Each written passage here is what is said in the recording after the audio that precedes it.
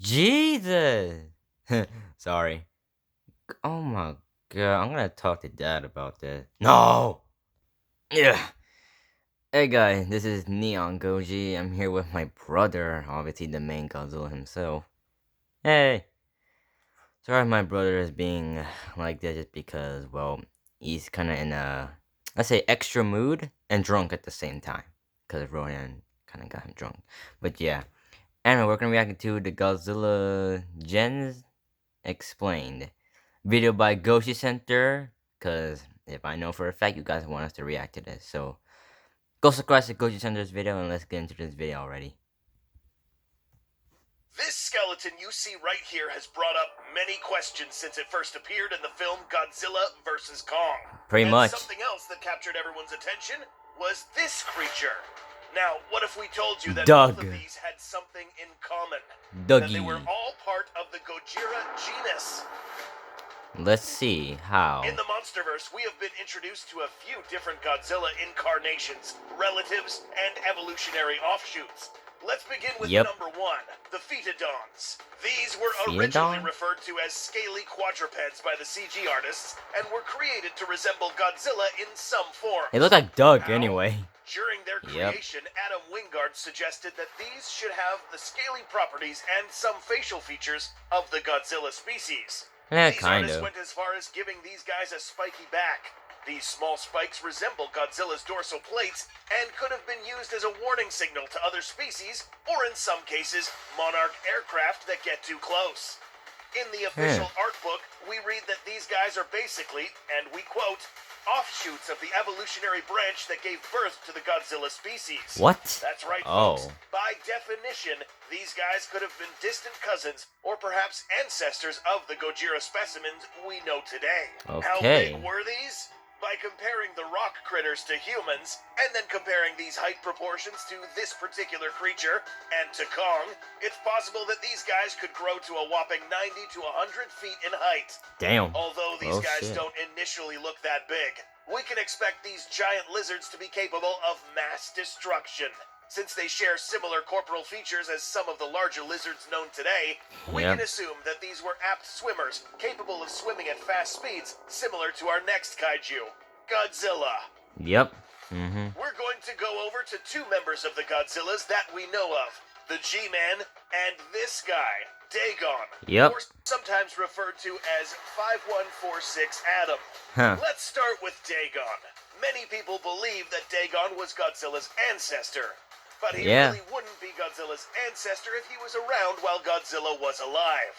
Let us explain. We know the G-Man was around for millions of years. But since the existence of Dagon was recorded in Phoenician records, it's clear that both of these were at some point alive at the same time. Phoenician civilization dates as far back as 1500 BC, which is only around a mere 3,500 years ago. Meaning that there could have been many Godzilla specimens roaming around at some point. We will get to what happened to them later. From the descriptions we have seen from these Phoenician tablets, Dagon was probably not as large as the G-Man we know today. Note that his dorsal plates were just as similar as the G-Man's back in 2014. His posture was a bit more hunched and was greener in appearance. Certainly not as built as the 2019 incarnation of Godzilla. This suggests that this was perhaps a younger Godzilla specimen. It's possible that younger specimens had a much more difficult time growing up than the more mature Gojiras. Remember that these had some dangerous opponents going around. Especially these guys, Mutos. A pair of these could have easily brought down a younger Godzilla, but this pair is not as dangerous as a Muto Prime, equipped with all sorts of weapons to bring down a Godzilla specimen. Which is exactly what happened to Dagon. Watch our video explaining this gruesome process in more detail. We can only assume that the rest of the Godzilla species that were alive in the past few millennia were wiped out by the Mutos, except one. Now let's talk about the modern G-Man, who has seen tremendous amounts of bodily change within a span of 5 years. In the mid-1900s, the G-Man woke up to a different environment than he was used to millions of years ago. The atomic age was born. Between 2014 and 2019, the constant levels of radiation led to a much more rapid evolutionary development for the G-Man's body. The same would have happened to Dagon, but as mentioned previously, he died before radiation levels in the surface were close to the levels in the hollow Earth. Let's talk about these dorsals. While it is true that its battle with the Muto Prime had something to do with its dorsals changing shape, this is not the complete explanation. These dorsals would have eventually changed either way, only when the Godzilla reaches a particular point in maturity. How do we know this? Yeah. Let's go back to this scene in Godzilla vs. Kong. Take a close look at this axe. This axe blade strongly resembles the G-Man's dorsals. We know this blade did not come from the G-Man, but it did come from an already mature Godzilla. This axe blade was pretty big, similar to the size of the G-Man's own dorsal plates. This means that Godzilla specimens in the Hollow Earth were capable of growing this large thanks to the Hollow Earth energy, which was as strong or even stronger than the radiation levels on the surface. Because the war with the Godzilla and Kong species is the largest in the Monsterverse, measuring 393 feet in height and 99,000 tons.